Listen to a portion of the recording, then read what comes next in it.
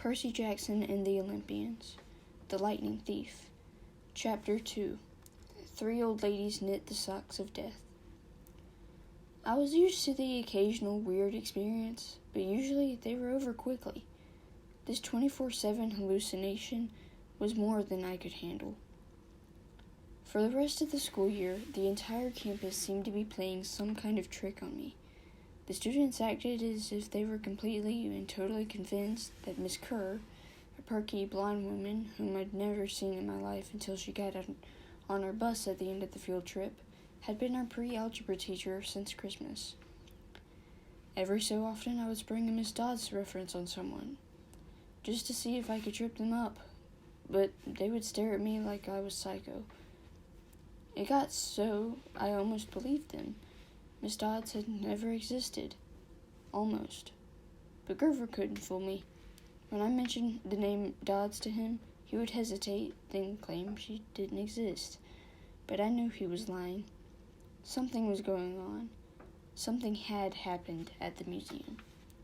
I didn't have much time to think about it during the days, but at night, visions of Miss Dodds with talons and leathery wings would wake me up in cold sweat. The freak weather continued, which didn't help my mood.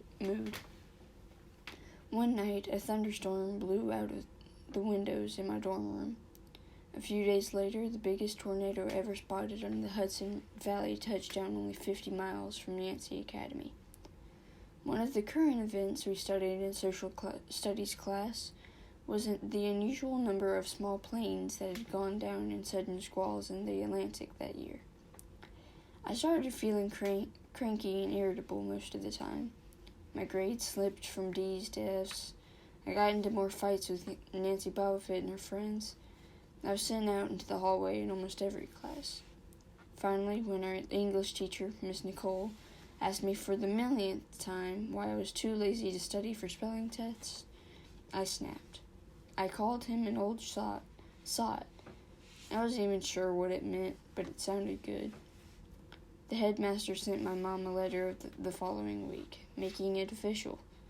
I would not be invited back next year to Yancey Academy. Fine, I told myself, just fine. I was homesick. I wanted to be with my mom in her little apartment on the Upper East Side, even if I had to go to public school and put down with my obnoxious stepfather and his stupid poker parties. And yet, there were things I'd miss at Yancey. The view of the woods out my dorm window, the Hudson River in the distance, the smell of pine trees. I'd miss Grover, who'd been a good friend, even if he was a little strange. I worried how'd he survive next year without me. I'd miss Latin class too, Mr. Bruner's crazy tournament days, and his faith that I could do well. As exam week got closer, Latin was the only test I studied for. I hadn't forgotten what Mr. Bruner had told me about this subject being life-changing. I wasn't sure why, but I'd started to believe him. The evening before my final, I got so frustrated I threw the Cambridge Guide to Greek Mythology across my dorm room. Words had started swimming off the page, circling my head, the letters doing 180s as if they were riding skateboards. There was no way I was going to remember the difference between Chiron and Charon, or Polydeuces and Polydeuces. And conjugating those Latin verbs, forget it. I paced the room, feeling like ants were crawling around inside my shirt. I remembered Mr. Bruner's serious expression, his 1,000-year-old eyes. I will accept only the best from you, Percy Jackson. I took a deep breath. I picked up the mythology book. I'd never asked a teacher for help before. Maybe if I talked to Mr. Bruner, he could give me some pointers. At least I could apologize for the big fat F I was about to score on his exam. I didn't want to leave Yancey Academy with him thinking I hadn't tried. I walked downstairs to the faculty offices.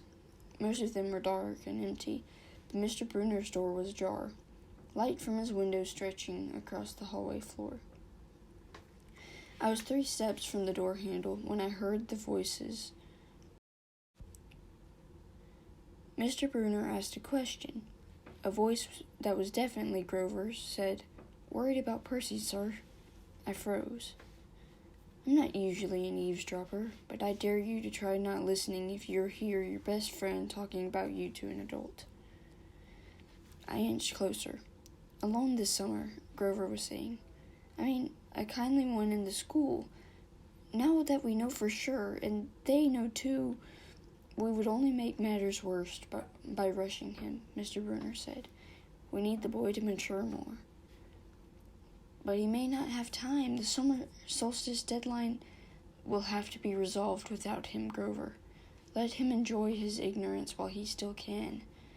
"Sir, he saw her. His imagination," Mr. Bruner insisted.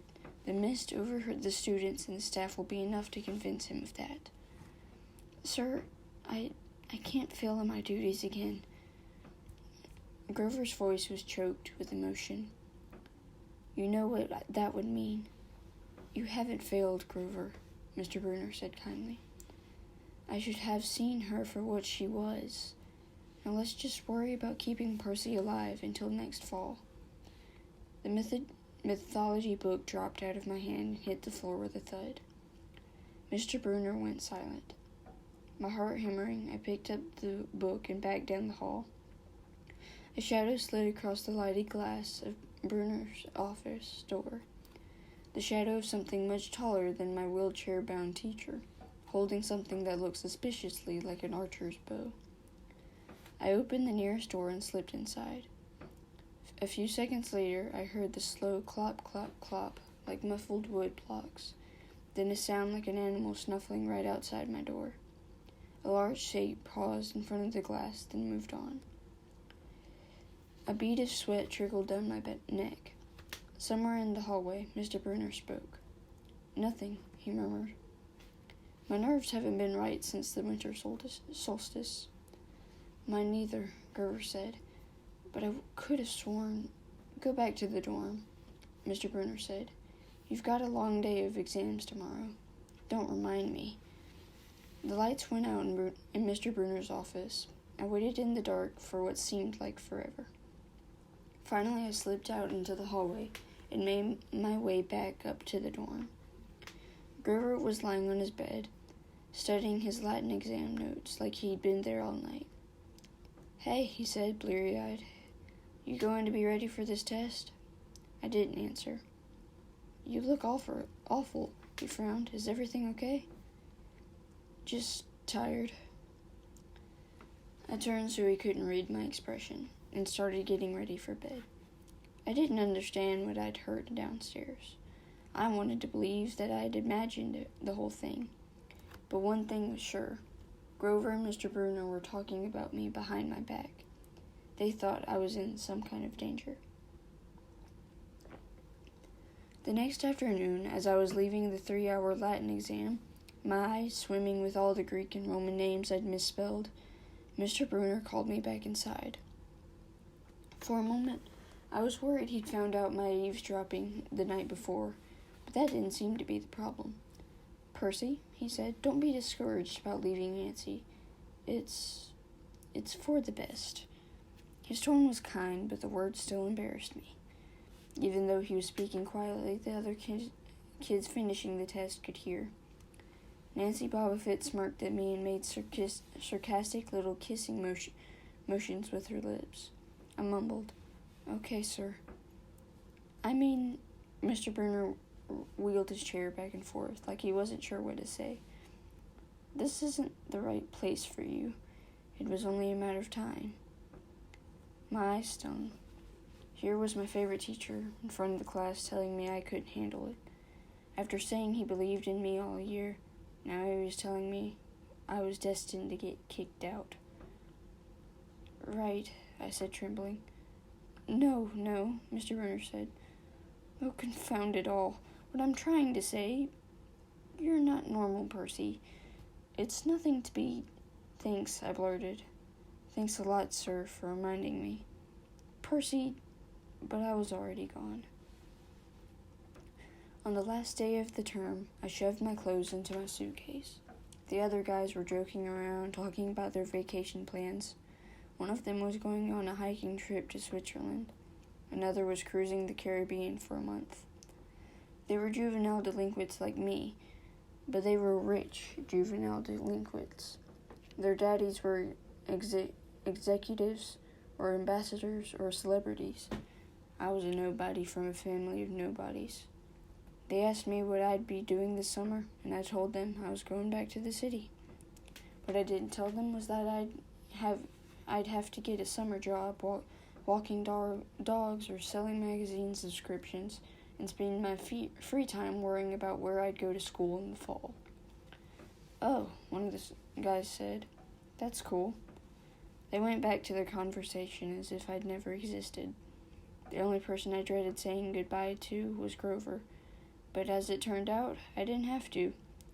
He'd booked a ticket to Manhattan on the same Greyhound as I had, so there we were, together again, heading to the city. During the whole bus ride, Grover kept glancing nervously down the aisle, watching the other passengers. It occurred to me that he'd always acted nervous and fidgety when we left Yancey, as if he expected something bad to happen. Before, I'd always assumed he was worried about getting teased, but there was nobody to tease him on the Greyhound. Finally, I couldn't stand it anymore. I said, "Looking for kindly ones?" Grover nearly jumped out of his seat. What do you mean?" I confessed about eavesdropping on him and Mr. Brunner the night before the exam. Grover's eyes twitched. "How much did you hear?" "Oh, not much. Was the summer solstice deadline." He winced. "Look, Percy, I was just sort of worried for you. See, hallucinating about demon math teachers, Grover. And I was telling Mr. Brunner that maybe you were overstressed or something because there was no such thing as Miss Dodds, and Grover, you're a really, really bad liar." His ears turned pink. From his shirt pocket, he fished out a grubby business card. "Just take this, okay, in case you need me this summer." The card was in fancy script, which was murder on my dyslexic eyes, but I finally made out something like Grover Underwood, Keeper, Half-Blood Hill, Long Island, New York. "What's Don't say it out loud," he yelped. "That's, my summer address." My heart sank. Grover had a summer home. I'd never considered that his family might be as rich as the others at Yancey. "Okay," I said glumly, "so, if I want to come visit your mansion?" He nodded. "Or if you need me?" "Why would I need you?" It came out harsher than I meant it to. Grover blushed right down to his Adam's apple. "Look, Percy, the truth is, I kind of have to protect you." I stared at him. All year long, I'd gotten in fights, keeping bullies away from him. I'd lost sleep worrying that he'd get beaten up next year without me. And here he was, acting like he was the one who defended me. "Grover," I said, "what exactly are you protecting me from?" There was a huge grinding noise under our feet. Black smoke poured from the dashboard of the whole bus, filled with a smell like rotten eggs. The driver cursed and limped the Greyhound over to the side of the highway. After a few minutes clanking around in the engine compartment, the driver announced that we'd all have to get off. Grover and I filed outside with everyone else. We were on a stretch of country road, no place you'd notice if you didn't break down there. On our side of the highway was nothing but maple trees and litter from passing cars. On the other side, across 4 lanes of asphalt shimmering with afternoon heat, was an old-fashioned fruit stand. The stuff on sale looked really good. Heaping boxes of blood-red cherries and apples, walnuts and apricots, jugs of cider, and a clawfoot tub full of ice. There were no customers, just 3 old ladies sitting in rocking chairs in the shade of a maple tree, knitting the biggest pair of socks I'd ever seen. These socks were the size of sweaters, but they were clearly socks. The lady on the right knitted one of them. The lady on the left knitted the other. The lady in the middle held an enormous basket of electric blue yarn.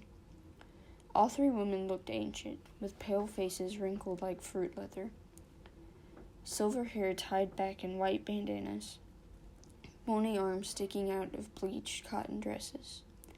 The weirdest thing was, they seemed to be looking right at me. I looked over at Grover to say something about this and saw that the blood had drained from his face. His nose was twitching. "Grover?" I said. "Hey, man, tell me they're not looking at you. They are, aren't they?" "Yeah, weird, hun. You'd think those socks would fit me? Not funny, Percy. Not funny at all." The old lady in the middle took out a huge pair of scissors, gold and silver, long-bladed like shears. I heard Grover catch his breath. "We're getting on the bus," he told me. "Come on." "What?" I said. "It's 1,000 degrees in there." "Come on." He pried open the door and climbed inside, but I stayed back. Across the road, the old ladies were still watching me. The middle one cut the yarn, and I swear I could hear that snip across 4 lanes of traffic. Her two friends balled up the electric blue socks, leaving me wondering who they could possibly be for, Sasquatch or Godzilla. At the rear of the bus, the driver wrenched a big chunk of smoking metal out of the engine compartment. The bus shuddered, and the engine roared back to life. The passengers cheered. "Darn right," yelled the driver. He slapped the bus with his hat. "Everybody back on board!" Once we got going, I started feeling feverish, as if I'd caught the flu. Grover didn't look much better. He was shivering and his teeth were chattering. "Grover?" "Yeah? What are you not telling me?" He dabbed his forehead with his shirt sleeve. "Percy, what did you see back at the fruit stand?" "You mean the old ladies?" "What is it about them, man? They're not like Miss Dodd's, are they?" His expression was hard to read, but I got the feeling that the fruit stand ladies were something much, much worse than Miss Dodd's. He said, "Just tell me what you saw." The middle one took out her scissors and she cut the yarn. He closed his eyes and he made a gesture with his fingers that might have been crossing himself, but it wasn't. It was something else, something almost older. He said, "You saw her snip the cord?" "Yeah, so?" But even as I said it, I knew it was a big deal. "This is not happening," Grover mumbled. He started chewing at his thumb. "I don't want this to be like the last time." "What last time?" "Always 6th grade. They never get past 6th. "Grover," I said, because he was really starting to scare me. "What are you talking about?" "Let me walk you home from the bus station. Promise me." This seemed like a strange request to me, but I promised he could. "Is this like a superstition or something?" I asked. No answer. "Grover, that snipping of the yarn, does that mean somebody is going to die?" He looked at me mournfully, like he was already picking the kind of flowers I'd like best on my coffin.